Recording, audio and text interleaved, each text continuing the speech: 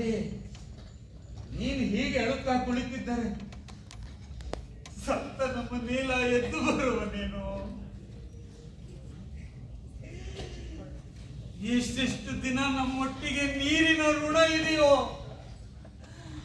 ಅಷ್ಟು ದಿನ ನಮ್ಮ ಜೊತೆಯಲ್ಲಿ ಅವರು. ಅದು ಕಳೆಯಿತೆಂದರೆ ಅವರಷ್ಟಕ್ಕವರು, ನಮ್ಮಷ್ಟಕ್ಕೆ ನಾವು. ನೋಡುದ್ಯಾ ಬಿಳಿ,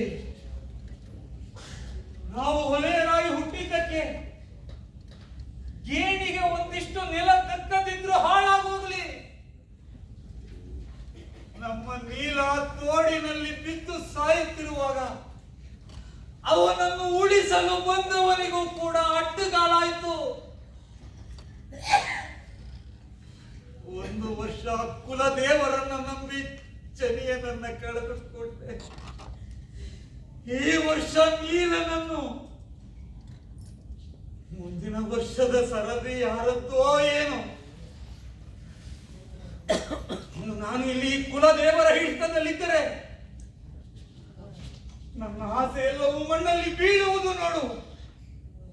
ಹೇಳಿ, ನಮಗೆ ಇನ್ನು ಈ ಊರ ದೇವರ ತಟ್ಟೆಯೇ ಬೇಡ. ಕುಲದೇವರನ್ನ ನಂಬಿ ನಮ್ಮ ಆಸೆ ಕೈಗೂಡದ ಮೇಲೆ ನಾವು ಪಾದ್ರಿ ಮತ ಸೇರಬಾರ್ದು ಏಕೆ?